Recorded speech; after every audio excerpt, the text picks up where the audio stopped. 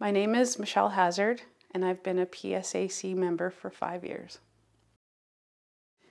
I was in a union when I worked for a grocery store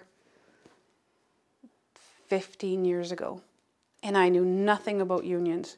I just knew that I was paying into it, and I knew that every once in a while they went on strike. And so when I got this job and found out that I was in a union, I kind of tried to read more into it to make myself more familiar. But of course, I'd read a little bit, and that's about it. But I never really thought, and just as when this happened, I never thought to call anybody. I've worked for the RCMP for, it'll be 5 years in November. And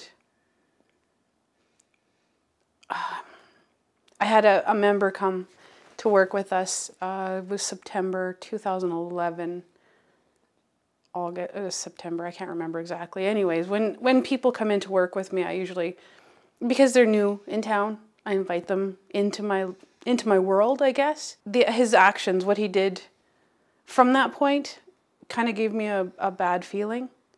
And then being in the building alone with him, there was days where he would stand at my door of my office. There's a window there. I got to the point where I started closing my office door because the things that he would say to me and the things that he would do, just, it wasn't okay. And I would tell my boss.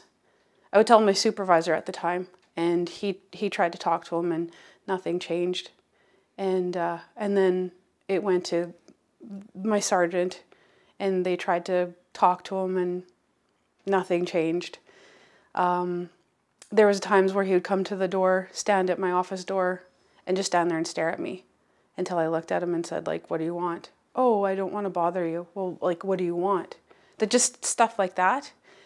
We had a new corporal come in, and he mentioned something about MEEP.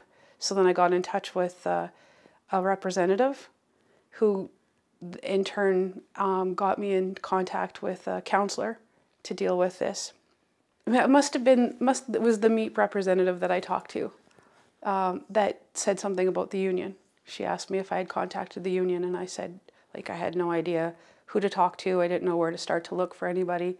So she gave me Anita Smith's name to contact, to talk to. So I ended up sending her an email and told her, and just explained everything and said what was going on, and that this guy wasn't supposed to have contact with me. The day he found out that he wasn't supposed to be talking to me, he called my cell phone. And yeah, like stuff like that. Not supposed to come to work. He would come in to work anyway. He was blatant about everything. It was horrible. And Anita discussed my situation with Jackie Oswald, who has a cabin not far from Glassland. And so it was decided that she was going to come and talk to me. So that's how it started.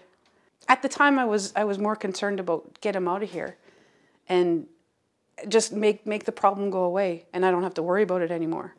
But then it turned out to be, no, I'm gonna follow this all the way through till the end, because he needs to be documented and he needs to be held responsible for what he did.